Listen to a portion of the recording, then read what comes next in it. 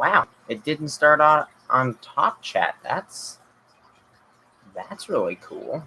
It actually started on live chat. What's up, guys? Hopefully we'll be getting some people in here. Yeah, I had been gone for a while. It's actually funny. I just got a question from somebody on Dino Nation why I was gone as I was setting up this stream, which I was going to explain why I was gone, and also just kind of do a stream because we haven't done one in a while, and I wanted to get back in the groove of these because these were quite fun. So, yeah, we have King Kaiju, we have Callum the Endoraptor Emperor, we have Jimzilla101, we have Sketchy. So yeah, I was out helping my grandparents renovate their house. I'm actually really close to, like, what day is it? It might be sometime next week. It actually probably will be sometime next week, which I will finish up Mesozoic Isle episode 2, and I'll be narrating it and then putting it up on the internet. So, yeah, I got delayed from Tuesday to yesterday. I wasn't able to do any work on Mesozoic Isle episode 2 because I was helping my grandparents renovate the house. You know, you gotta help family. But, yeah, I was waiting for a package. Oh, cool. What you getting? Yesterday was my birthday. Oh, happy belated birthday, Sketchy. Tomorrow is your birthday. Well, happy early birthday, Diego Roa. We got Triceratops horridus in here. So yeah, how's everybody doing? It's been a while. Not much has happened since I've been gone, so I don't think I missed much. The only thing that I think happened was apparently Schleich announced what figures they're making, but I don't even know what those are. I haven't looked into it. I'm just going to wait till the figures are revealed, and then I'll make a video on that. But yeah, I don't know how true that is that they announced it, because I looked around on the internet and I couldn't find anything to support that. But it may be true, and maybe I'm just not following the right thing, but I don't follow. Schleich. When was this? Oh, that's something from the other day. Look at my email. I ordered a collected deluxe Styracosaurus yesterday evening, and it arrived in less than a day. From where? I got a bearded dragon yesterday. Dude, bearded dragons are cool. Bearded dragons are so cool. I can imagine that we will be having nightmares.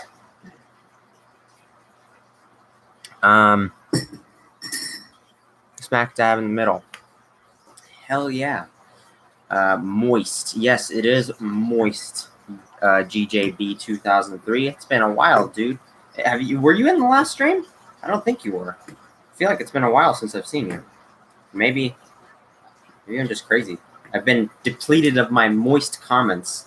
While you were gone, I made a video that gave people nightmares.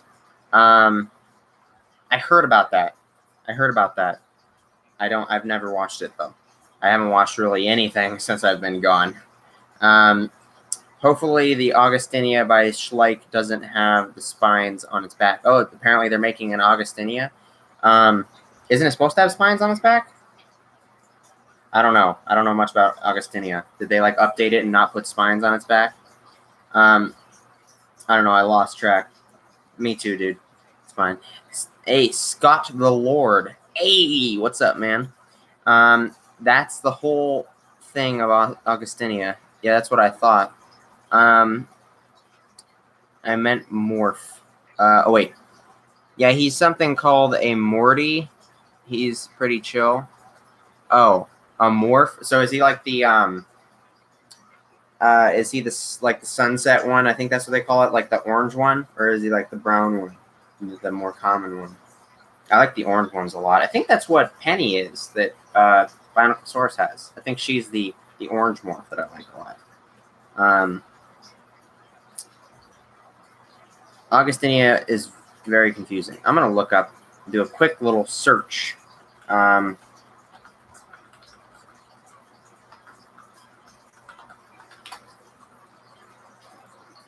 August.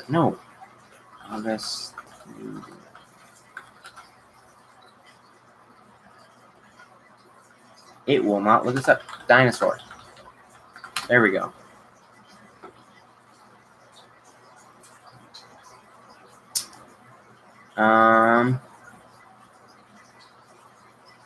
Only fragmentary remains are known. Include fragments of the vertebrae from the back, hips, and tail region. The spinal column.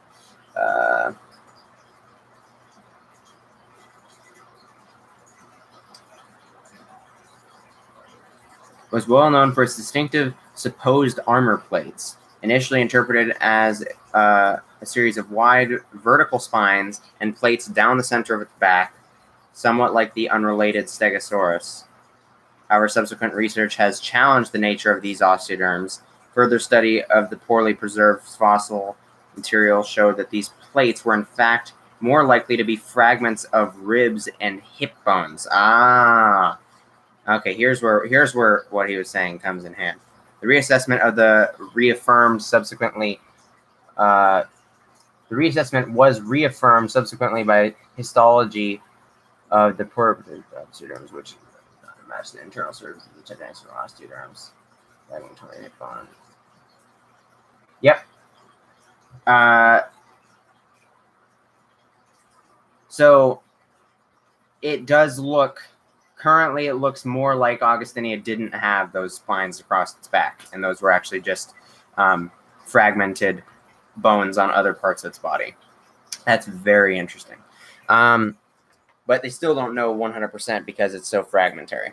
Similarly, I wonder if Schleich will be two-legged or have 4 contact points like the Schleich Spino. Well, Postosuchus was a quadruped. There was a short thing going around where they're like, originally it was a quadruped, then they were like, oh, maybe it was actually a biped, and then they discovered, oh, well, we're actually crazy because that's not actually what happened. And maybe it could have stood up on 2 legs temporarily, but now we don't believe that they would have even ran on 2 legs. Maybe smaller ones would have, but we no longer think Postosuchus was a biped. It was a quadruped. I kind of went to the W Dragon Spinosaurus. It's absurdly expensive. Yeah, that one looks really cool. That's like the definitive Jurassic Park 3 Spinosaurus. It's really cool. But yeah, I'm guessing it's expensive. I don't know how expensive though. He's mostly white and kind of green eyebrows.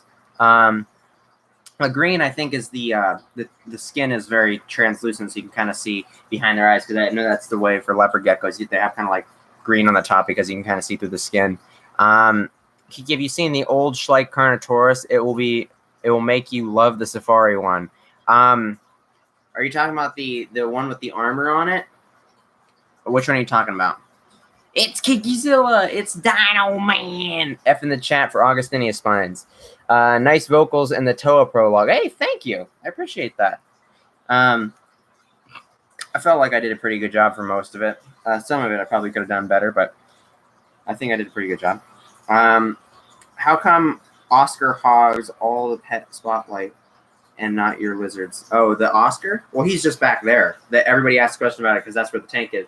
My leopard geckos are over there. I have a small fish tank right here, too, that's actually making a lot of noise. I hope that's not too annoying. Yeah, his name is Phoenix. Thank you, Dynaman, for reminding everybody. But, yeah, I have 2 leopard geckos. I have a bala shark. I have a killifish. I have a beta fish and a striped Raphael catfish in that small tank. They're all babies. A couple of them will move in with these guys once I get a bigger tank. But that's just my 2 plecos and the Oscar. I wonder if you can see into the fish tank a little bit better if I bring it closer. There's a lot of reflection on that, but maybe I can.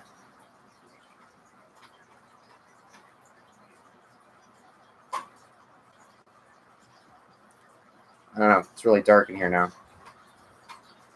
Either way, Phoenix is in that back corner, and Phoenix is my faves. He's my best bud. He's my little sea doggo. Well, he's not a sea lion, but they call them wet pets because they have so much personality. They're like having a dog or a cat, but they're stuck in a fish tank. So he's really awesome. I love that fish to death right there. He's huge. And yeah, that's why we talk about him all the time, is because he's back there and he's my favorite. So yeah. What is the skull in the tank? That is an alligator skull that was marketed as a crocodile skull. I'm not saying that I mistaken it. I just thought it looked really cool, but It is clearly an alligator skull, but for some reason, yet again, people just can't get it wrapped around their head what a crocodile and alligator are. But that one it was a Terra. It was a, I forget what the company's called. It's Terra. They make a lot of different like hides for reptiles and stuff like that. And this one I looked up on Amazon, and people said this one was good for fish tanks. So because some of them will peel, like their paint will peel off, but this one was good. So I got that one because I wanted to have something that looked like it was dead in there to make it look cool, like with the monster fish, since they're all huge. So yeah, that's a alligator skull. That's the only decoration in there. There's the alligator skull, and it has a little fake plant sticking out of it. I was going to put real plants in there, but these plecos tear everything up, and I wanted to reduce the space that would be taken up by hides. So that's the only thing that's in there as decoration. The rest of it's just completely open, so Phoenix can do whatever the heck he wants. And they mostly destroy stuff I put in there anyways. He's trying to destroy the heater, and that's his current project, which I have to keep on him about that, because if he breaks that, then it'll electrocute everything in the tank. But he just likes messing with everything. He's a moist beast. He is. It's an alligatoroid skull. Yes. Moist Phoenix. You just need to look at the snout. Yeah, you really do. It's like, if it's wide and round, then it's an alligator. Unless it's a really large crocodile, they have more rounded snouts. But there's a lot of differences that you can take with the teeth. And I mean, there's a lot of guides on the internet you can look up, but I mean, for me, I just got it down in my head so much that when I see one, I just know immediately if it's an alligator or a crocodile skull. I have them engraved in my head. You should give him some toys to play with. I agree. Actually, when I worked at Petco, I met this woman who also loves Oscars like me, and she had a big, I think 150 gallon, if I remember correctly, and she had like 5 Oscars in it.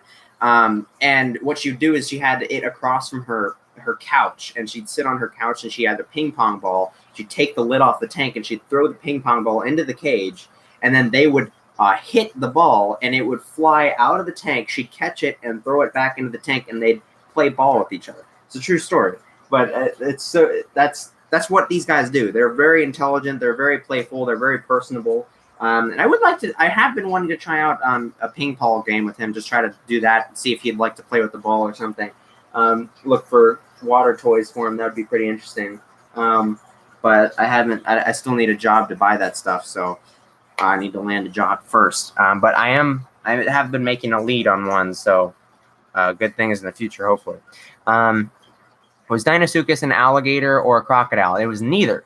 It was in the family of crocodilians. It was more of an alligatoroid, I think. So it was closer related to alligators, I believe, but it was neither. Alligators and crocodiles are very specific animals that live in the modern Cenozoic era and have evolved into the Cenozoic. So if you're saying like things like Sarcosuchus and Deinosuchus, they are like crocodilians with the modern crocodilian body plan. That body plan has been around for a long time, but they are neither crocodiles or alligators. Crocodiles or alligators are very specific animals. They are specific animals that live nowadays. So that's Deinosuchus or Sarcosuchus, alligator, crocodile, caiman, gharial, and what was the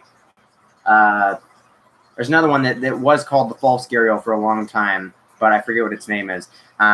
So there's all the different groups of them. Caimans are closer related to alligators than they are crocodiles, but they are not alligators. They are caiman. I actually was just playing You versus Wild again on Netflix with my grandparents when we were renovating the house and we were taking a break. We were doing that, and Bear Grylls called the caiman a crocodile, and that was kind of annoying because they're not crocodiles. And gharials are not crocodiles either. They're actually gharials are the furthest separated crocodilian family of modern crocodiles. They are the furthest unrelated to the rest of them. Crocodiles and alligators are somewhat closely related. Caiman and alligators are very closely related to a point where they're almost considered alligators, but they're not. And there's a lot of species of crocodiles in the world. They're the most common by far. And then there's gharials, which are their own isolated group, which some scientists do actually speculate they might actually be distantly related to Sarcosuchus. They might be in a division family lineage of the crocodilians that may have put them in a similar group to Sarcosuchus because they have very similar body styles. Or it could have just been convergent evolution. Who knows? Yeah, alligators are its closest relatives. Have you ever fed fish live food? I have fed when my lizards would not eat all their crickets, and I didn't want the crickets to die and just sit around the tank, because the lizards need to have live food. They will not eat it if it's dead. And so unless you trick them and you grab the corpse and wiggle it around a bunch, but that takes a lot of time, and then they sometimes don't even fall for that. So what I was doing is they had a couple more crickets they weren't eating, so I just grabbed them and fed them to him. And so yeah, that was a couple times I fed him live food. Other than that, no, I don't feed him, especially not fish. I will not feed him live fish unless they're maybe like minnows or something. But there's a lot of dangers with feeding them live fish. So with how they're farmed and stuff. You doing good? I am doing good, Pokesaurus. Are you doing good? Hey, Kikizilla, I never got to see your review of King of the Monsters with Chris or D-Man. Oh, that sucks, man. Well, it's still on the channel. It's in my playlist of the stream collection. My stream collection playlist. It's on the home page. It's on the playlist page. I don't delete any of the streams. They're all saved in playlists. So you can always go back and rewatch that if you want. Crocodiles are my favorite animals. Crocodiles are really cool. They used to be my favorite animals when I was younger. Oh, yeah, well, you can tell by its snout that Sarcosuchus was a fish eater, not a dinosaur eater. Well, that's the thing. They do have some things that suggest that they may have been eating some dinosaurs, probably smaller ones. But, yeah, it was definitely primarily fish eater, that's for sure. It was eating some big fish. But it may have eaten some dinosaurs as well. Happy birthday, Tyrannorex. Tyrannorex, guys, I can't stay on this stream long because my birthday is soon to come. A birthday party. Well, happy birthday, my dude. I hope you have lots of fun. Don't worry about hanging out around here. Go enjoy your birthday party. I've recently realized that we don't have many Permian Triassic herbivores other than Plateosaurus and Scutosaurus. Yeah. We need more of those figures for sure, 100%. I recently I read that. I'm doing fine. I made Grandma a birthday card with dinosaurs on it because she helped me with my dinosaur collection. Hey, that's really cool. My grandma helps me with my dinosaur collection. Or Aiden. You can call me Kiki. It doesn't matter. My name is Aiden. It's Aydin, not Ian. Almost got it there at the end. I think that false gharial is called Tomistoma. That might be it. Yeah, I knew it started with a T. C-Star and I saw it at the LA Zoo. So no one will care, but I'm 14. Of course people care. Well, happy 14th birthday, dude. I remember my 14th birthday. I was pretty excited. That was before I moved to, that was my last birthday before we moved to Ohio. And now I'm back in Colorado again. Speaking of animal diets, a while ago, my brother apparently got into an argument with his friends about bears. He was telling them how bears mostly eat plants, and his friends didn't believe him. Yeah, bears are primarily herbivorous animals, except for coastal bears. Coastal bears have a far more carnivorous diet, and they eat a lot more marine animals. But mostly, like grizzly bears especially, and black bears are primarily herbivorous animals. People don't know that. And that's why wolves are the apex predators of their ecosystems, not bears, not mountain lions. Wolves are apex predators.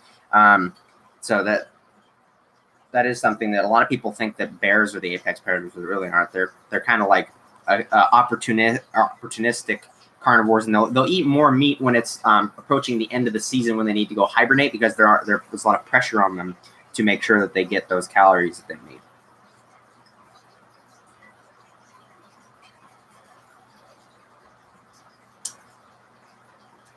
Yeah, Phoenix right there. He's probably hungry. I can feed him. You hungry, bud? I'll make sure you guys can see him.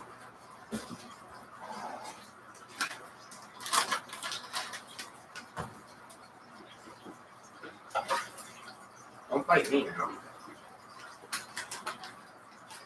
just gonna give him a little bit of a snack. He'll eat more later.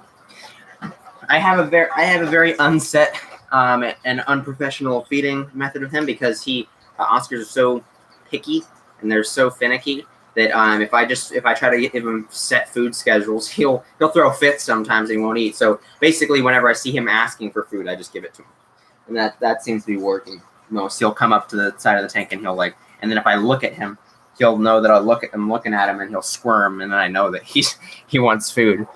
That's his I need eat moment. Brown bears are my favorite animals. Brown bears are really cool. Well, mountain lions are too. It's just that they have different hunting styles and they don't compete for food. Well, they do compete for food occasionally. I guess saying that mountain lions aren't apex predators is a little bit false. But when you're talking about the ecosystem wise, functionally, wolves take higher domain than mountain lions do, and that's seen most evidently in Yellowstone when wolves were removed from the environment, and elk had a massive impact, being not put in check by any wolves or any of their natural predators, and many other things like deer and stuff were eating too much grass. The grass was removed from the environment. It was destroying habitat for all the prairie animals. The rivers were no longer being put in check by ground held in place from the roots of the grass, and the river started carving the new riverways, and the rivers became unpredictable, very silted up. But then when they reintroduced wolves, wolves were the factor that put balance back into the elk, and they stopped eating so consistently in one spot and didn't decimate an entire field, and everything is put back in balance because wolves are apex predators. Wolves are more of a keystone species. What do you mean keystone? I've never heard that term used before. Maybe I have, but I don't know what it means. What is keystone supposed to mean, Diamond? Please educate me. Hey, Aiden, I saw a whole hawk hunt in person once. That's pretty cool. That's pretty cool, and that's hard to see too because you have to get a really big open view so you can see everything. Because a lot of times there's houses in the way for me, or maybe I'm up in the mountains and there's trees. I'm not rushing you on MI. It is literally godly. It is one of the best, if not the best, Dynatube series ever made. I am just curious on the progress. Well, that means a lot, man. That really means a lot. I'm so thankful that you like it that much. Seriously though, I'm really close on finishing episode 2. I have had a lot of delays with the California trip and stuff like that, but and then this week I wasn't able to really get much done because from Tuesday to Friday I was gone helping my grandparents with renovations. So. But right now, today, after the stream, I'm going to get back on editing it, and I'm predicting that next week I will have the episode at least completely finished editing, and all I have to do is narration. That's what I'm predicting. So really soon. I'm gonna now that I've said that publicly, I'm really gonna push myself to make sure that happens because I'm so close to finishing it, so close. And I really want to get that out so I can get on to episode 3 because I want to get the schedule going faster because right now I'm really not happy with how slow it's been. So I really need to get on top of that. And now that my sister's no longer narrating, it'll be a little bit easier to maintain a faster schedule because I won't have to be relying on another person's schedule as well and working around that. I was just at Yellowstone. I saw a mother grizzly and her cubs and a pack of wolves that just killed an elk fawn. Ugh. It's so sad to see babies die, but it's nature. They need to eat, so and they're easy targets. Don't push yourself. Take your time. Well, I don't worry. I will take my time to make sure it's right, but I'm seriously so close that I'm predicting that it will be done next week. Push yourself. Do it now. Do it. Now he's got the spirit. Pokesaurus got the spirit. Yellowstone elk, you were the chosen one. It was said you destroy Alcatraz, bring balance to the ecosystem, and not leave it to the darkness. By the way, have you seen Dinosaurs Unleashed? It's like walking with dinosaurs when dinosaurs roamed America. What figures and episodes are out, are not out wet. I think you mean yet? Is that what you mean? Yeah, I did a big shout out for what's his name? The Tyrant's Domain. Back on the channel, I did a big shout out for him. And I think I got him up to 100 subscribers, something like that. But yeah, he's really great. I discovered him a long time ago. I was really happy with the Dinosaurs Unleashed. I'm really enjoying it so far. I don't know if he's made a new episode yet. I watched the Allosaurus, the Jurassic Morrison Formation one last, or no, actually, I think he was doing Portugal. Is he doing Portugal? Not Portugal. Yeah, was it Portugal? I don't know. But Yeah, I watched that one last. I don't know if he's made another one since then. Not all species will cause a ecosystem to collapse if they are removed. Ones that do, such as wolves, are called keystone species because if you remove them, like if you remove a keystone, the whole ecosystem is no longer able to function. Okay, that makes sense. So with a keystone, I'm wondering what that reference is there. I'm not familiar with the reference at all. So if you remove a keystone, what is that in reference to? Like if you remove a keystone, it like the actual word keystone. I'm curious where the original for that, aka keystone equals important. Yeah, I kind of interpreted that it was Portugal. Okay, it was Portugal. What do you think of the Mata Mata turtle? It's kind of cute and ugly at the same time. It's like one of those ugly, cute creatures. It's really, really funny looking. And Mata Mata actually means kill, kill, I believe. Yes, it was Jurassic Portugal, Kiki. Okay, that's 2 confirmations there. Hey, Kiki, if you could bring a dinosaur back to life, which one would it be? Well, saying that I'm very conscious, I don't think that bringing back a big dinosaur would be very effective. I mean, for one, the government would probably try to steal it away if it was big and they'd know what it is. And if it got out, then it would be really decimating to the environment. So I'd probably bring back something small, something that I could really keep track of. Probably something like a Psittacosaurus, you know, not too small, not too big. But that'd be pretty fun to have a Psittacosaurus as a pet. I think Psittacosaurus would be what I'd pick. Maybe I'd pick a Leonellosaura, because maybe it would maintain a little better in the colder environment of Colorado. But yeah, I really love Leonellosaura as well. I made a hybrid dinosaur that is part Mata Mata turtle. I already posted it to you. I wondered how you like it. Oh gosh, it must have gotten lost in a sea. I don't even see where your messages are for me. Oh my god, there's so many. Oh, you're way down here with Star Wars Jabaro. Dang, it's been that long. Holy crap. That's been a long time. Team Fortress 2 Godzilla is heavy weapons guy. Oh, I think I've seen this video before.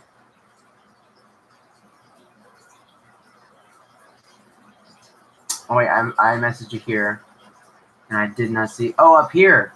That's cool. I totally see it. I totally see the Mata Mata turtle in it. That's really cool.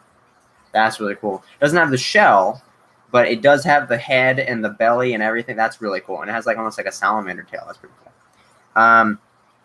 You know, arcs like architectural arcs. Yeah, their very top center stone is in the keystone because it is the last stone added, and removing will make the whole arch fall. Huh. That's okay. So that okay, now I get what you mean. Okay. Now that makes sense. That makes sense. Now I understand. Thank you for educating me on that. I've never heard that reference before. Hey, bud, we still have food in there. We still have food to eat. Don't give me that look. Read my last comment. We must get all the keystone to wipe out half the elk and bring balance to the Yellowstone as things should be. Well, they didn't even, wolves did not even need to kill off a mass percentage of the elk to put them in check. See, the nice thing about wolves is that yes, bears and mountain lions will both eat elk. However, there's 2 key differences.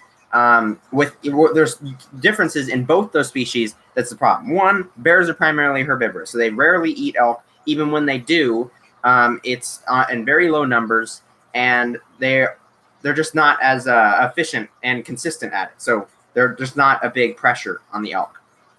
And usually when they do it, they eat the babies and stuff like that. So there's only a small time frame where they'll actually do it, and it's not putting a big dent in the population as a whole. The mountain lions, they also eat a low percentage of elk compared to wolves. One, there's less of them. They have much bigger territories.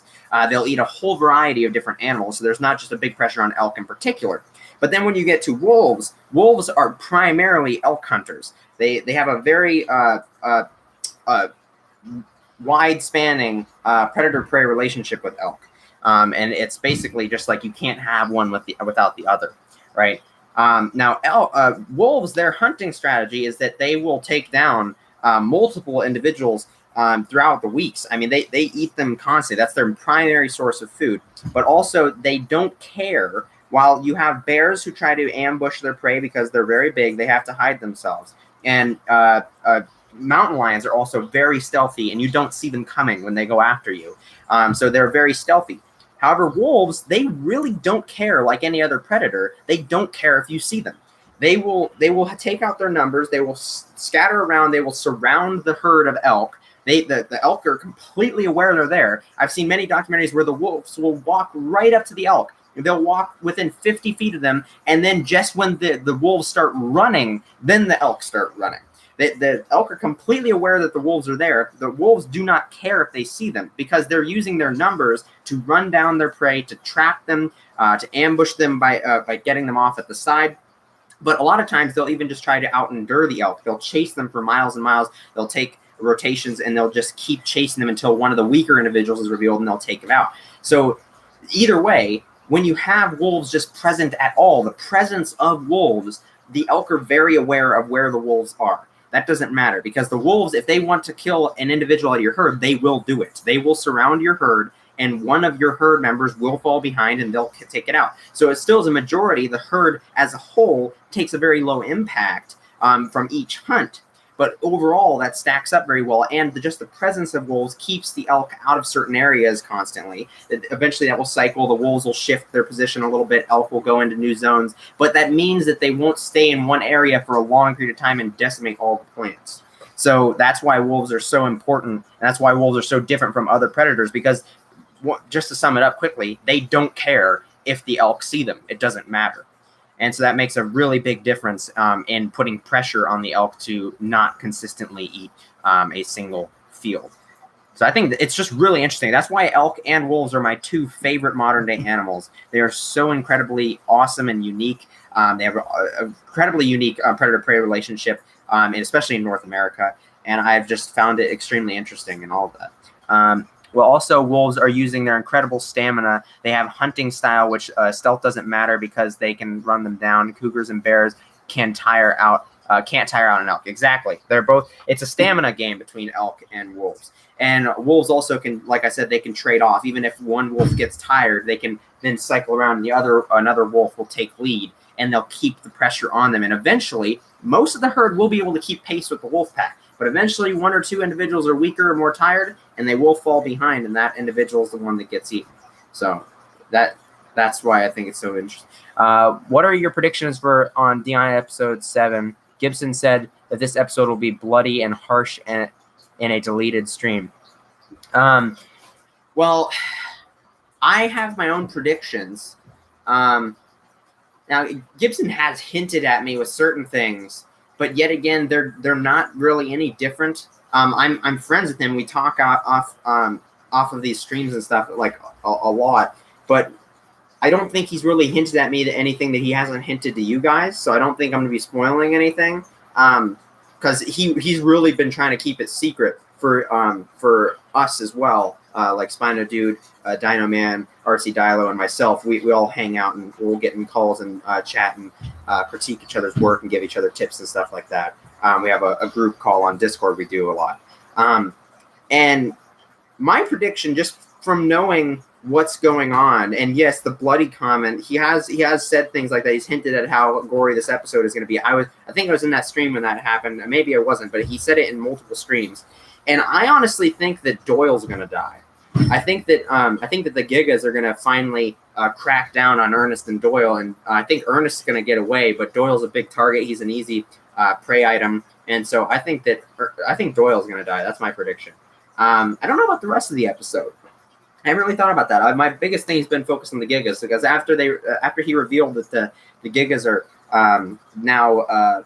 There's 3 of them, and we now know what their intentions were. It's really interesting to find out what's going to happen between that. So that's the one I'm most excited for. I'm also really curious to see what he's going to do with Jane and stuff. But yeah, I'm predicting that the bloody part that he's kind of hinting at is Doyle dying. I think Doyle's gonna die. I noticed that Camo left Donation. Are you guys still friends? I don't know. I haven't talked to him in a long time. Yeah, that was a whole fiasco on the server. My prediction is that Razor, Maggie, or Uno, maybe both, so Strack can start a new herd. Oh, that you're guessing those are the people that might die. You don't think that? Well, actually, yeah, because maybe if Razor dies or I was gonna say maybe Razor would die later, but maybe if Razor dies earlier, then that would make it so that Switchblade and Shredder can fight. I think that those two are gonna be the ones that compete for the alpha position of the pack after that. That's just my prediction for this season. Also, they changed the elk's behavior. The big issue before was that the elk were eating all the new growing plants, but these areas are wide open and make the elk easy to spot. Exactly.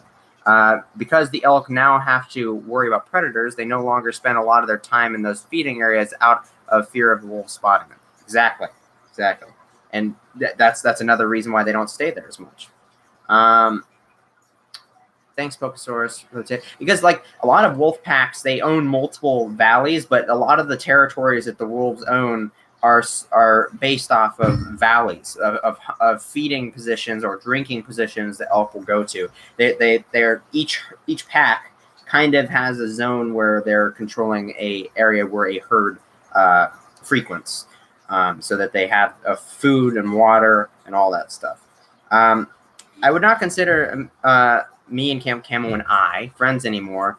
Yes, I know this was not directed at me. Just because I'm not a fan of his sense of humor, it made me not feel good. Well, let's not talk about all this droggy stuff. It doesn't matter. Camo can do what he wants. Camo's been I've heard I think it was a while back on his stream he did a while ago. He's been enjoying personal life. That's why he hasn't been doing a lot of YouTube stuff recently. He was just enjoying stuff with family and whatnot. I saw things on Facebook that he was I think on a vacation. So he's just been enjoying personal life. Just let the guy enjoy himself. It doesn't matter if he wants to spend more personal time and do less YouTube right now, then he should be able to.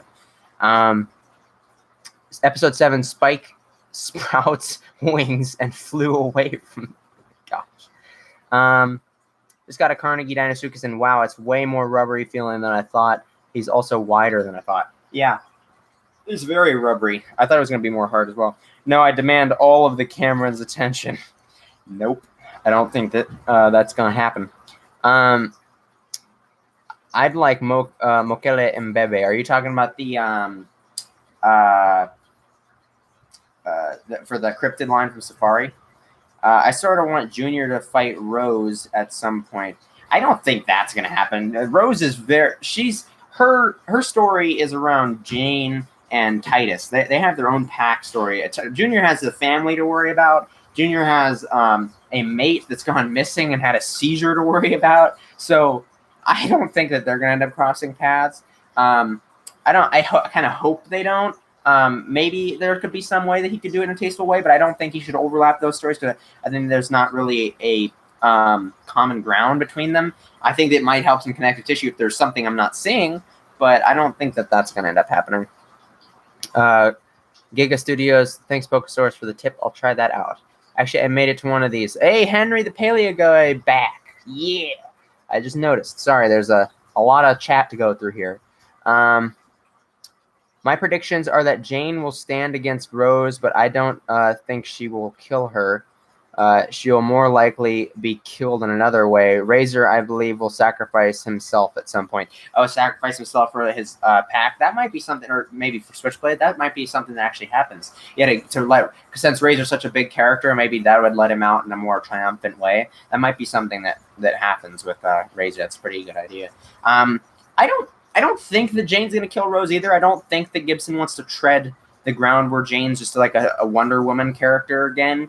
I think the whole point of this season is actively trying to avoid that, excluding that one line where that was kind of cheesy, where at the end of the episode where he's like, Jane will be unstoppable. And I was like, let's not try to and I know what he talked to me afterwards. I know what his intention was for that. he recognized that it may have been a little bit of a poor wording choice, but he was kind of excited because it was the buildup of the switching ties between Jane's relationship and tension with Rose. But I think he got a little too excited and he made it a little cheesy, a little too fourth season-ish. So it's but I don't think Rose will die either. If she does die, it'll be some other way, or maybe she just might be eliminated from the story entirely. Maybe she'll just leave and go do her own thing from now on. One friend just arrived at my house for my birthday party. I have to go. Bye. See you, Tyranno Rex. Enjoy your birthday party, man. One who stops the flow of rivers. Just because they're all T-Rexes doesn't mean that they all are part of the same story. Exactly. Sharon will probably die, and then babies will hatch, and I do believe that the female Giga will die. Oh, you think female Giga will die? I don't know. I'm thinking that either one of the Carnegie Gigas are one of the ones that are more likely to die, or both of them, because one, those ones have already been in DI before, especially the one with the missing fingers, but also there's two of them, so they're more spareable. I think that that female Giga is one that will probably stay around a little bit longer. I want to know where I know is where Rose and Titus will fang Caroline. We're conquering the North. I want to know is where. Yeah, I think it's on the same. I think it's on the north side of the island still. Yeah, seems like they might have been useful in bringing them down.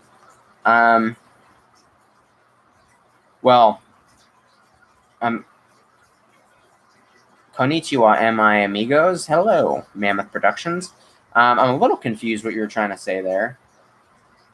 GJB, slightly confused. I thought Sharon died from that seizure. No, she just disappeared. We don't know. I'm assuming that she probably will die, but maybe not. I really know. I don't know. I don't really have much prediction for Sharon. What the heck is going on with her? Remember that talk about the dinosaur toy makers making Godzilla figures? We agreed that Schleich gets Showa, PNSO, Safari gets legendary. I'm just imagining a PNSO destroyer. Yeah, that would be pretty cool. I call the one-figure Giga no Fs since he's always flipping people off. Oh, yeah. Yeah, he's got his middle finger poking out constantly. Yeah. I think Volcano will erupt, and then Chris Pratt will have to save the dinosaurs. That's a very accurate prediction. I have a feeling that that's probably something that might happen. Oh, yeah. Assuming that a certain movie that came out that Gibson somehow liked more than Jurassic World. But, also, am I the only one who kind of dislikes Bloodtooth? No, I kind of disliked her at one point. Just because she was constantly there and she wasn't my favorite character. I thought she was like a little overrated, but I really did like her. Most of me liked her. But there was a little part of me that was kind of like, I think the popularity is going a little too far. But it's just a very minor feeling. Overall, I think that she was pretty great. And I like the way that he ended her from the show. I thought that was a really good, bold decision. Also, am I the only one who kind of... Oh, wait, that's already right. So, what are your thoughts on Titans of Akralis prologue? I love it. There was a lot of different versions it went through. I approved of them. I get to see these things. I know the whole script. I know the whole way that Toa goes. Because I was helping David come up with a lot of ideas for it. I was helping to script edit. It's still his story, by and large. This is his story. Don't get that twisted. I was not a super big part of it. I mean, I was a big part of helping, but this is still his story. And I love it. He went through many, many versions of the prologue, and many of them I critiqued, and I said, you should do this or that and this and that. And that's it turned out the way it did. And I love it. So I have no complaints with the current prologue episode because all of my criticisms have already gone through and been filtered out. He's picked up on those and fixed it. So I love it. I really love the prologue episode. I think it's fantastic. I think the show is fantastic. Once the 4 chapters come out, it's going to be epic. You guys are going to love it. You guys are really going to love it. I'm saying that Rose and Titus could have stopped Fang and Caroline from tearing that ecosystem apart. I mean, maybe considering that Jane somehow managed to stand up to him. But then again, Bloodtooth was probably more experienced than Rose. I don't know. I really don't know. It was so fan servicey the way that season 4 ended. I don't think it was based on much like logical merit. So I if I were just being a normal person, just thinking about dinosaurs in general and keeping all the DI canon out of my head, then yeah, I think that Rose in particular would be a much more valuable asset in fighting the sisters. But then again, we don't know because apparently Bloodtooth and Owen were failures to Fang and Caroline. When they were very experienced, very, very good individuals, very seasoned individuals. Yet Jane and her other brother were somehow more powerful and stronger. So, yet again, it's difficult. It's a difficult thing to do. Nice work on a Corrales prologue. Hey, thank you. I appreciate that. Yo, bros, just saw a dog grow to 100 feet tall. It was epic. Are you watching? You're either watching Clifford, the big red dog, or you're watching neither of those were 100 feet tall. Never mind, because I was about to say it could have been Rampage, but I don't know what you're talking about actually. I'm saying that Rose and Titus could have stopped Fang and Caroline from tearing that. Oh, I already read that. Bloodtooth was very popular, but I think most of it was deserved, in my opinion. I think I would agree. I think most of it was deserved. She was a very popular character. She was throughout the whole show. She was present throughout the whole show. So, yeah, I would agree. There is a little bit of part of me that thinks that she was a little overrated. There was other characters that weren't really getting as much attention. And a lot of it, especially early on, I feel like just because she was a T-Rex and she was common in the story, I have spit on my tongue, in the story, that she was popular because of that. She never really did much to prove herself in my mind. She was a lot more interesting in season 3. Season 3 is when she won me over a lot more. But in season 1 and 2, I really didn't care for her. I didn't think she was that interesting. And I think that she was overrated. Bloodtooth was a heckin' god.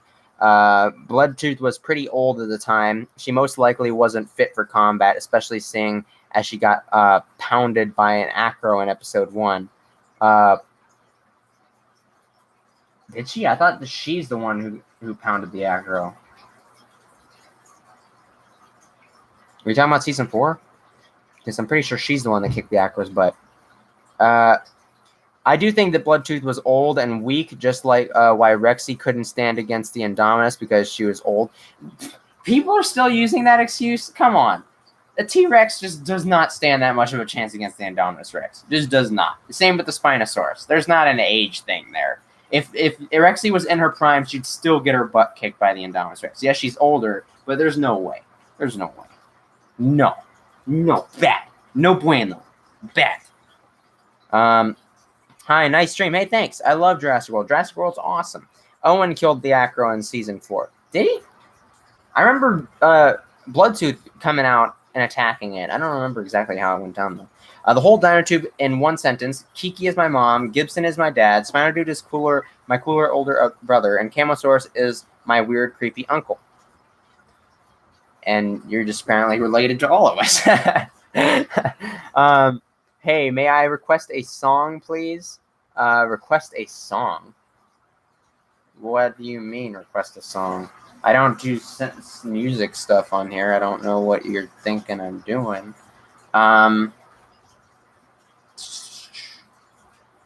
The North has to be big if it can support populations of super carnivores. Yep. Owen had to save her in season 4. Bloodtooth was literally on the ground at that point. Really? Huh. Fair enough. I think that holds more merit in Dinosaur Island than it does in Jurassic World, though. Imagine Indominus Rex versus Godzilla. Is that a fight? That's kind of more like Godzilla squashing a fly. Owen did kill it. Okay.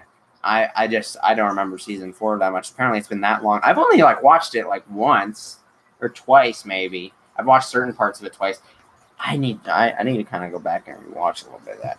What's your favorite DI episode? Mine's season 3, episode 8, the one with the T-Rex migrating herd. Well, they're not a herd; they're a pack. I love that one. That's probably my favorite. If that's the one where Little Tyrant dies, that's my favorite episode in season 3. Because I thought it was such a unique and brutal and great display of how nature actually is. I thought it was just very artistic and very well done for the time. And I just love that episode. That the episode where Little Tyrant dies is just magnificent. It's my favorite season 3 episode, but it's not even close to my favorite episode of DI. Definitely, every single one of the season 5 episodes outrank every single episode of DI after that. I mean, they're so DI season 5 is incredible. It's absolutely incredible. Far superior to anything that came before.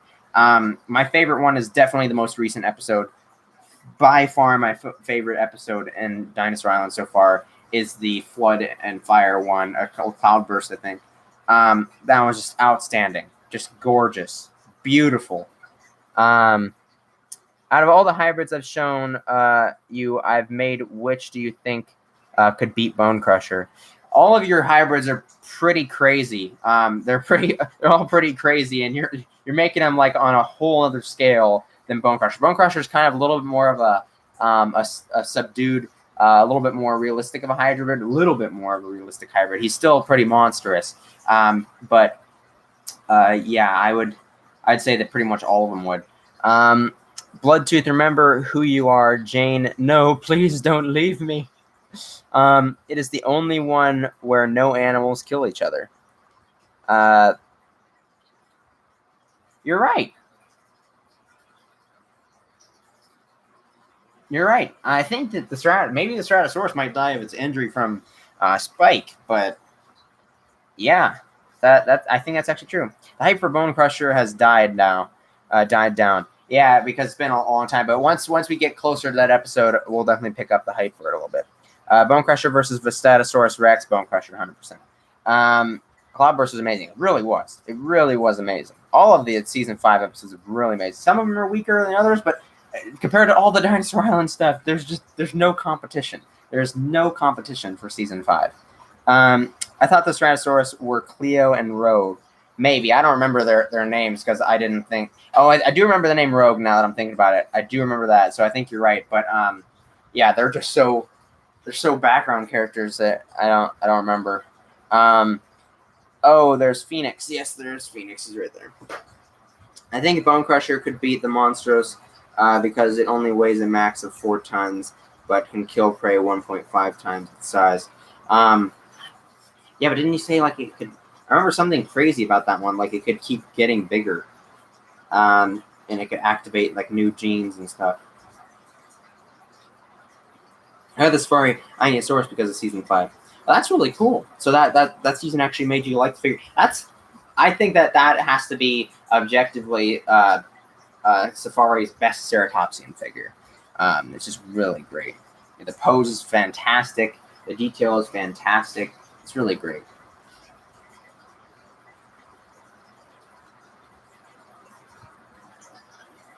Oh, Anacalaganosaurus. Okay, that's the one I was thinking of. There's so many of your hybrids. I can't keep track of them all. You gotta like make videos on them or something.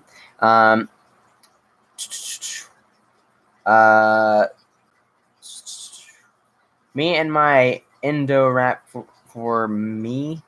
Yeah, I don't think you can be Indominus Rex.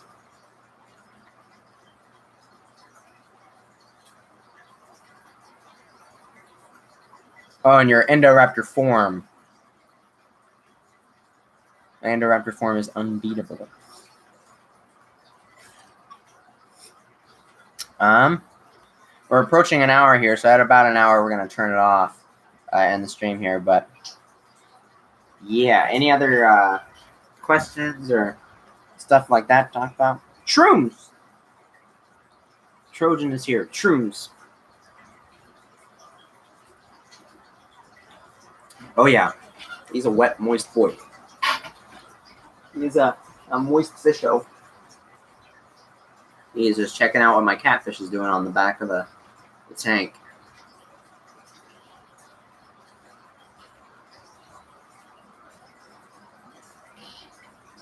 You're just cleaning off the filter now.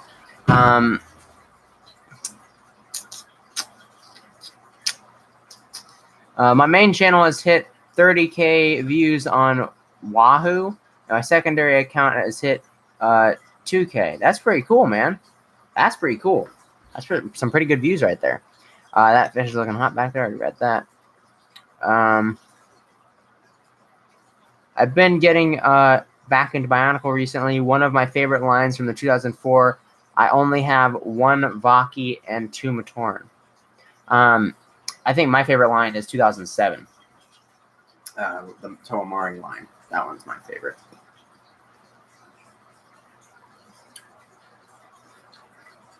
Then I'm making a book about your hybrids. That's pretty cool.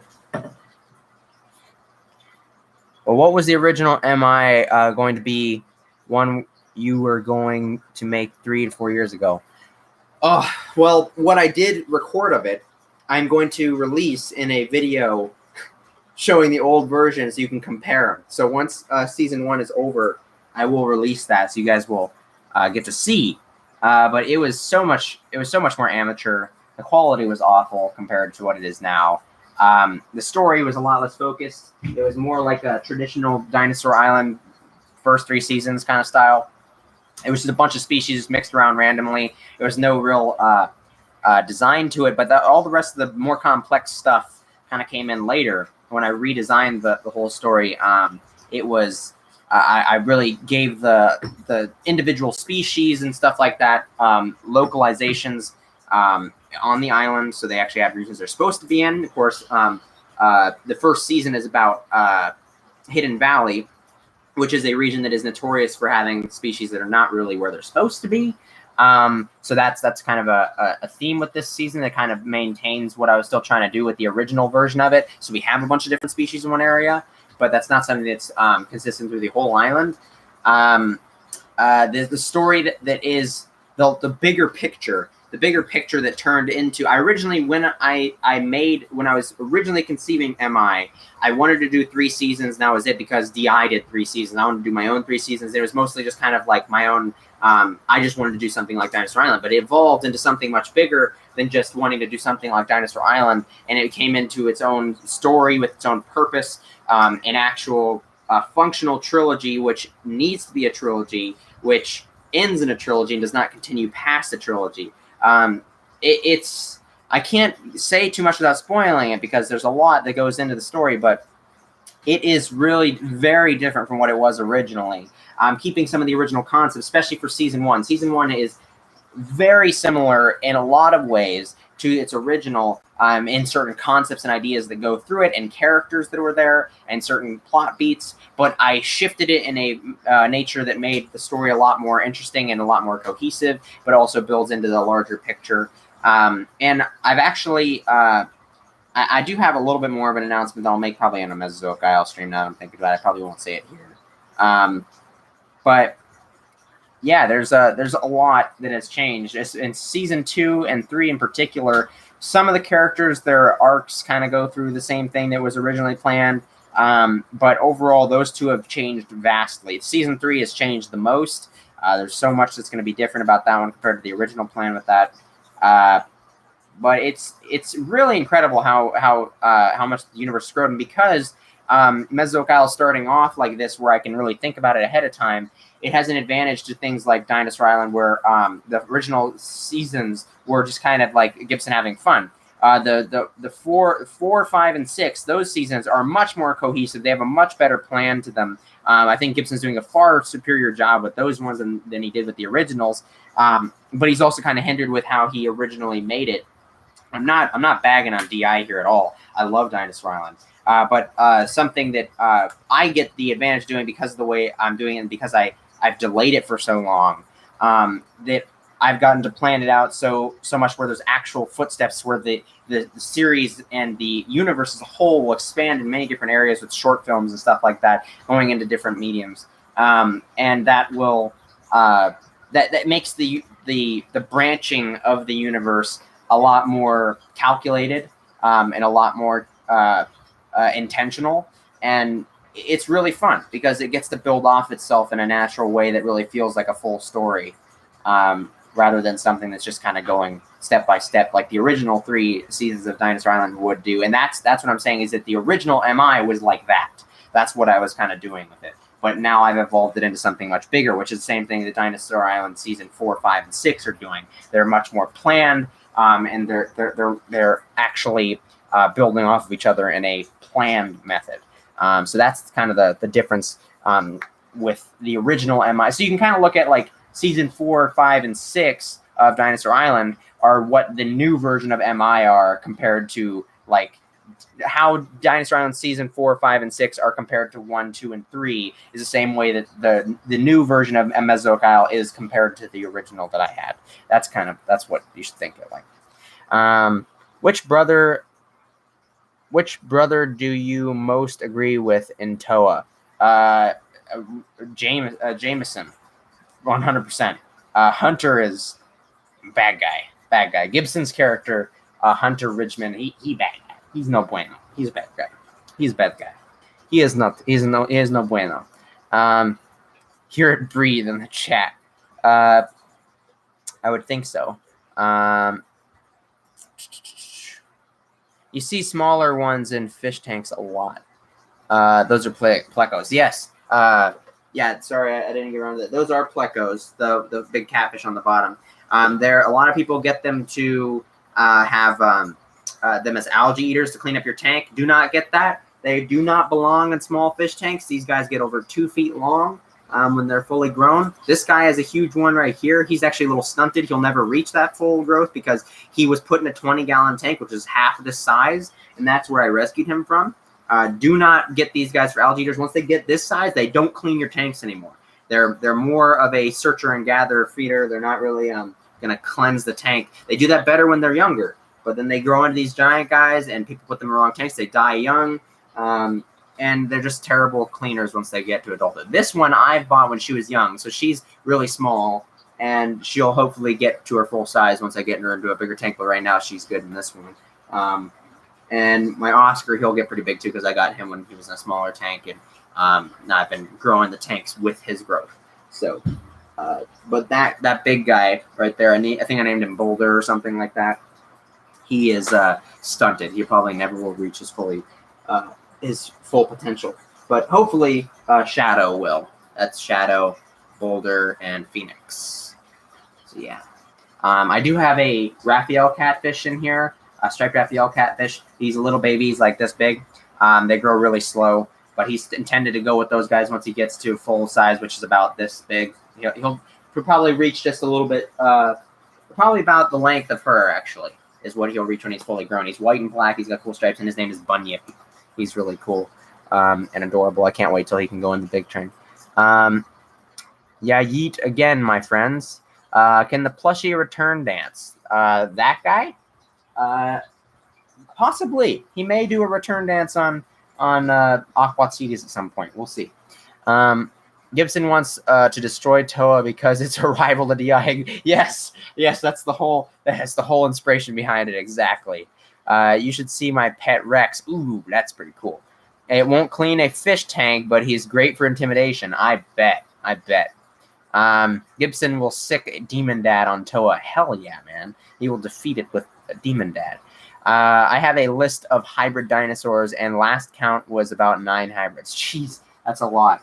I still think I actually have more hybrids than you planned for Mesozoic Isle's canon. Not just in the trilogy and stuff like that, but just kind of ideas. Not all of them will make it into... I'll promise you right now that not all of them will actually make it into the canon, but I have a lot of ideas that we're playing around with ideas and stuff for the story. More than 9? Oh yeah, way more than 9. I can't say them all because they're all secrets.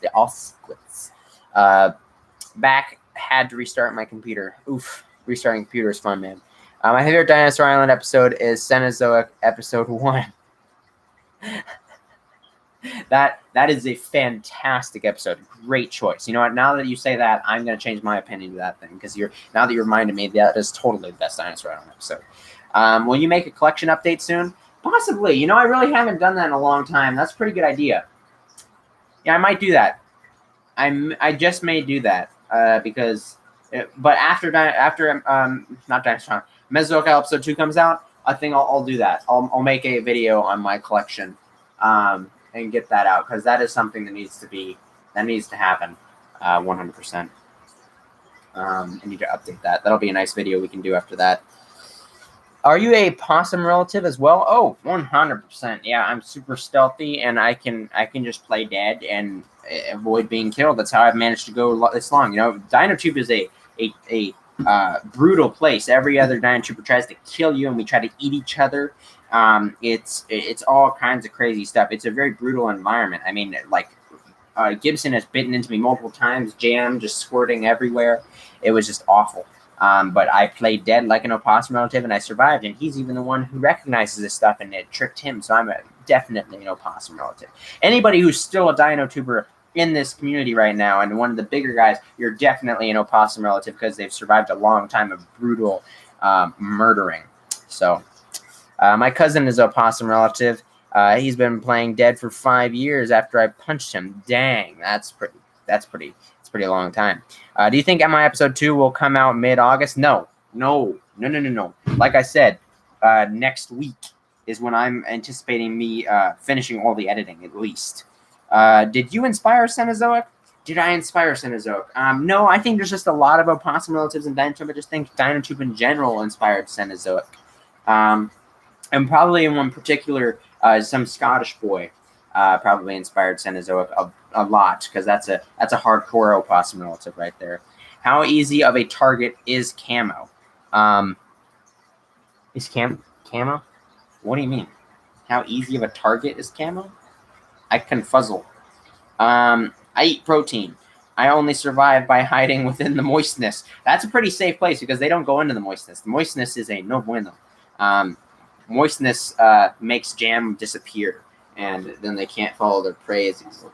And it's no bueno. I've been planning to make an adaptation of Bionicle Serial Dark Mirror for quite a while. That'd be pretty interesting. I have never heard of that one, and I've never seen it, but I do like a lot of the adaptations that I've seen on YouTube.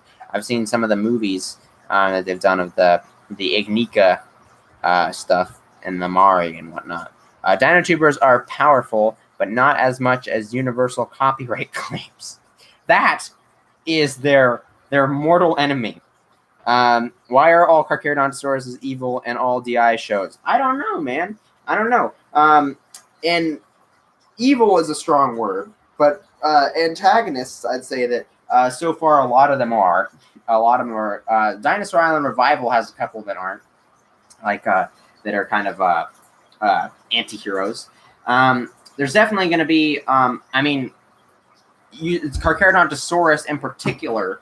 There's definitely more of those guys are antagonists. Inside of Mesozoic Island as well, Kate, the Carcharodontosaurus, is an antagonist. I don't know. I guess it's just kind of a coincidence, because Kate was a character in MI from the very beginning, and she was always an antagonist. So I did that way before Dinosaur Island Season 4 even came out. Possibly even before those characters were written, Kate was a character as an antagonist. So I know that was just a coincidence that he and I both came up with those things at the same time. I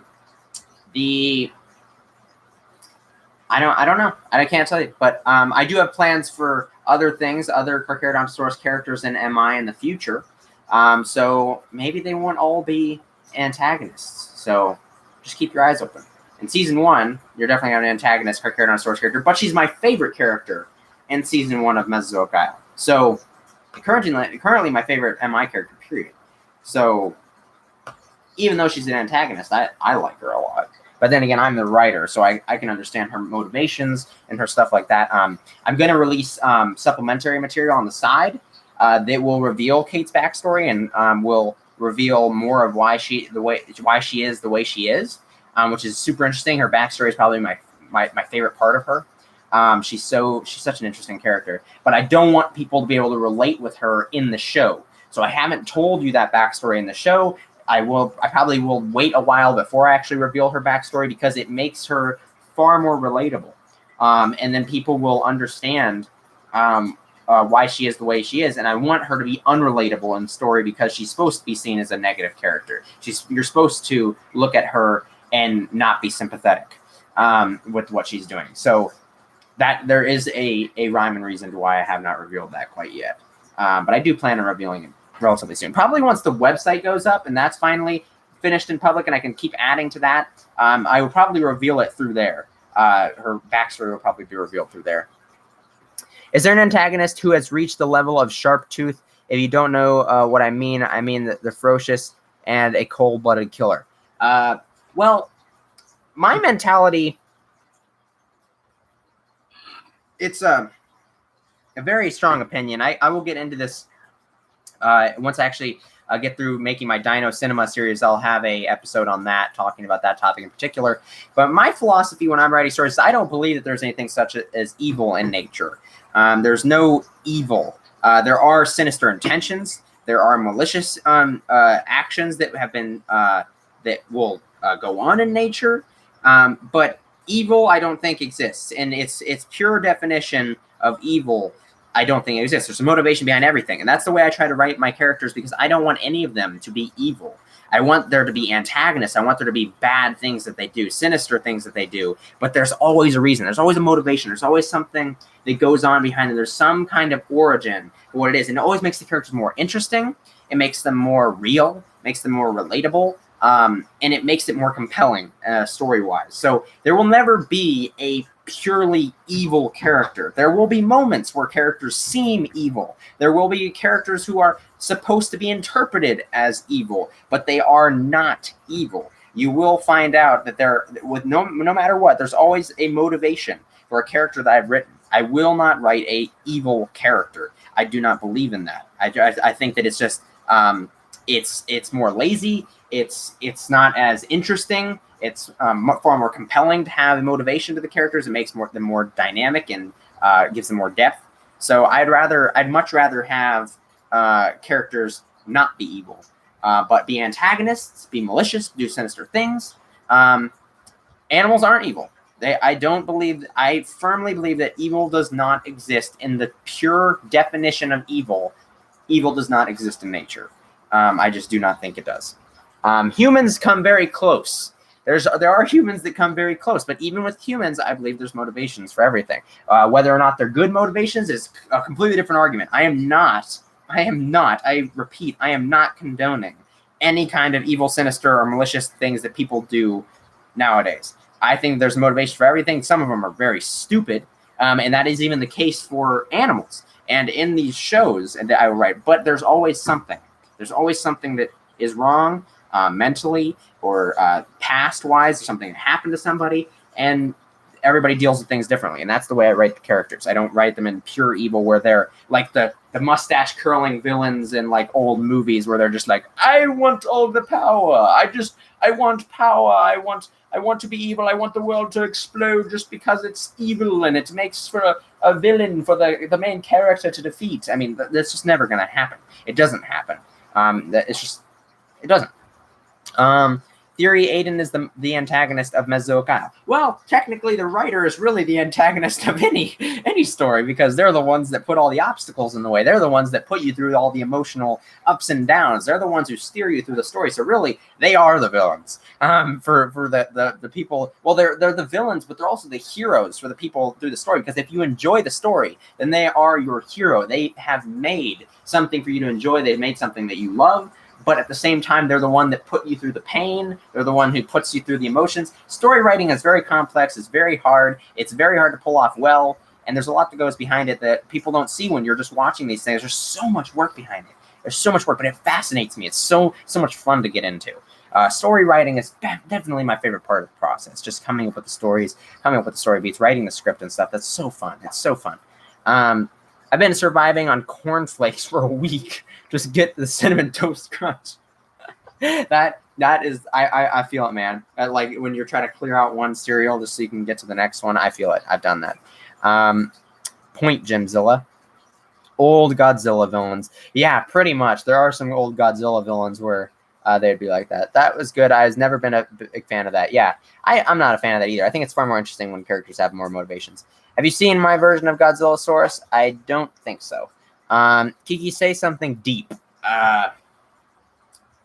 Mariana Trench. Have you seen my... Oh, I read that. Back and I brought toast. One major issue that I have with DinoTube sows is when they humanize their characters. DinoTube sows? Made some speculative fish. That's pretty cool.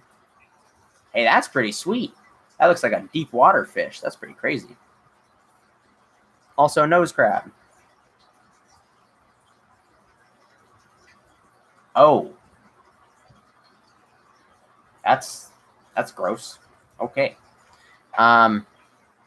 Shows. Oh. One major issue that I have with DinoTube shows is when they humanize their characters. I agree and disagree. Here's my thing. What's the word I'm looking for? Anthropomorphism. Anthropomorphism is a big topic. When you anthropomorphize things, you're making an animal, a non-human character, take on human traits. That's what anthropomorphism is. So this is an important storytelling mechanic for certain stories. It's essential because stories are a human. They're a human thing. We tell stories for other people to relate to them. If they don't relate to them, if they don't get engaged in them, if they have no reason to be listening to it, then it will not work. Stories, by their nature, have to be human on some level. There has to be some kind of relatability there. Otherwise, they just don't work. They're not engaging. They're not interesting. They just have no purpose of being told because they just don't work. The information doesn't spread. There's no enjoyment. So you need a level of human relatability in any story that you tell. However, there is, when you come to telling stories about animals, there's a debate on how much anthropomorphism is too much, how much is too little. I'm trying to strike a balance because you need human attributes to the story, but you also want to make it realistic and feel like they're actually animals, feel like they're dinosaurs. You don't want to make them... I think Dinosaur Island Revival and Prehistoric Island Season 3 are really good examples of anthropomorphism that is very heavy. Now, that can work for some people, but a lot of people think that it goes too far. I'm kind of in the same boat. For Dinosaur Island Revival, I got used to it. It's a taste, it's a flavor that you get with that show. That show is a very anthropomorphized show. If you get into it and you can enjoy it, then it's great. But if you're not really into that, then it doesn't work. Prehistoric Island was not super anthropomorphized at the beginning, but with the Season 3, it became really anthropomorphic in the finale. So that one built up, and it was a little less tasteful because it became increasingly anthropomorphic. And maybe for certain people like me that don't prefer as much anthropomorphism, that's more of a problem. Now, I think that you're the same way, Fiasco, that you just prefer more of a realistic storytelling. Now, with Mesozoic Isle, there is anthropomorphism. It is there. You need to have that human element. I tell very human stories to some of the characters, and there's actual real-life inspirations from my life and things that I've heard in other stories from people I know that have been put in, those elements have been put in with these characters. Some of them make very intelligent decisions. Some characters are very intelligent, but I also have a lore excuse for this because these aren't real dinosaurs. These are made by humans, so some of them are going to be far more intelligent and have more human qualities than their real-life counterparts because they are synthetically created. So I do have a lore excuse for giving them that extra anthropomorphism. But even with that, I try to dial it back. I try to make it realistic, and I always try to put it through the eyes that it is something that could happen regardless. There are unnatural characters like Bone Crusher and hybrids, but even them, I try to give them that human, or that balance of human thing, but make it very realistic. So I hope the Mesozoic Isle will be a show that you can see that, where I try to strike that balance between the human elements and the... Billy is an example of how to humanize a dinosaur the best way. But that's extreme. That's extreme. That is a human. Billy is a human. They've even referred to them as persons, them as humans in that show by accident. I think it's a slip up in the writing in that show, or it's intentional. But either way, those are just human characters in the bodies of other animals. So that's a very extreme version. That's a different kind of area. But what we're talking about is these things are, when we're talking about DI shows, they're supposed to be animals, but they take on very human qualities. So hopefully, I would love your feedback on this, Fiasco. If you remember to let me know, especially episode 2 and on, just as the show goes on, please, I'd love to hear your opinion, because you seem to be a lot like me, where you want to see that kind of balance. I'm assuming you still want those subtle human qualities that make it a story in these things, but you still want to make it feel like it's realistic. So I'd love your feedback, so that I know how to take this in the future, if it's a little bit too human, if it's not enough human inside this season, so that I can know how to fix it up in the future, or even as the episodes are going on, because I can kind of slightly change narration and kind of make things interpreted slightly different.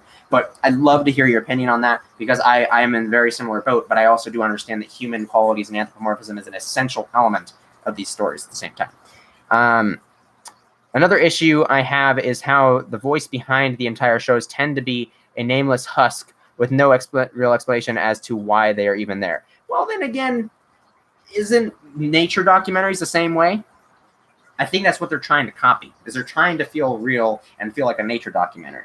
I think that's kind of the point. I think if you humanize your narrator too much, then it becomes too much a story about them. It's not about them. The narrator is there purely to help, to further help the humans be able to relate to what they're viewing and to understand what's going on if there's extra context needed. That's the function of the narration. The human element there behind the narration does help, but I don't think it's a very essential part. Some stories, yes, I think the narration is it's a very interesting way to take and make your narrator a character. However, I do think that with the style that most of these DI shows are trying to go for, they're trying to go for that documentary-esque thing, like National Geographic, Planet Earth, and stuff like that. And so you have that style where you don't want to humanize. You don't want to overly characterize. You don't want to characterize at all your narrator. Besides maybe gender or the type of voice that they have, that's the most character you want to do, because you maybe you're going for a specific style, like a certain accent. Maybe you want a female or a male voice. But other than that, you really don't want to characterize your narrator, because you're trying to remove them from the story. They are just simply there to help add context, to help flow the story, to help add that human understanding to parts that maybe might be a little bit more difficult to understand. I do understand what you're trying to go for, but I think that I think the way that they're doing it currently is intended. And I think it's working as intended. Megalodon, the monster shark, lives in just garbage. Fair enough. Lion King 2019 is so realistic with the animals. The realistic story with facial expressions are non-existent, so characters are nearly as lively as the actors have nothing to work with. I've heard a lot of things like that, but I haven't seen that movie, so I can't really say for sure. Relatability versus realism is a very thin line. I agree. But I feel like you are doing a very good job with it in MI. Well, thank you. I appreciate that. That's my goal. Oh yeah, if you can manage to make them relatable but still make them believable as animals, then that I find great. Yeah. Okay, so I'd really love to hear your feedback on MI as it continues, to see if you think that I'm doing a good job with that. I'd really love to hear that. Points at beginning of DI Season 5 are missing narration and lets the images tell the story. Yeah, that's another vital point, is sometimes the lack of narration is what is needed, to let the moment breathe. Sometimes when you don't want to overly explain everything, you want to let moments explain themselves, things that are on screen that are obvious, like this dinosaur bites into the other dinosaur. You don't need a narrator to tell you that. You can see that. You can see what happens.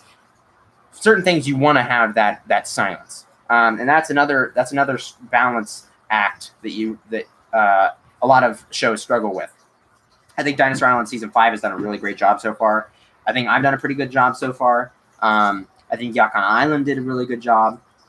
Toa is definitely doing a fantastic job from what I've seen so far. So the more recent ones definitely seem to have a very good balancing act. The older shows where you'd film it and you'd talk into the camera, those seem to have way too much talking in it. But sometimes it is a thin line just in general, but it's a tough thing to get right. Is that a bug or was that lint? I think it was lint. Just want to let you know I made a DeviantArt account where I post my hybrids, all that information. I did remember seeing you post that. I'll try to check that out if I have time. If only Korean dinosaur documentaries could understand.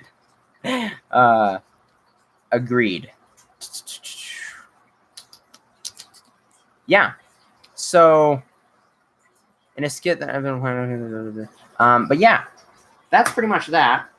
I enjoyed talking to you guys about this stuff. I enjoyed having the conversation. I need to go get some lunch, and then I'm going to get back to work on Mesozoic Isle Episode 2, and hopefully get that finished really, really, really, really soon. so you guys can watch that, and that'll be fun. And yeah, there's tons of stuff that, oh my god, there's so much stuff I need to do. But yeah, thank you guys so much for watching, and I'll catch you guys in the next stream, okay? Bye-bye!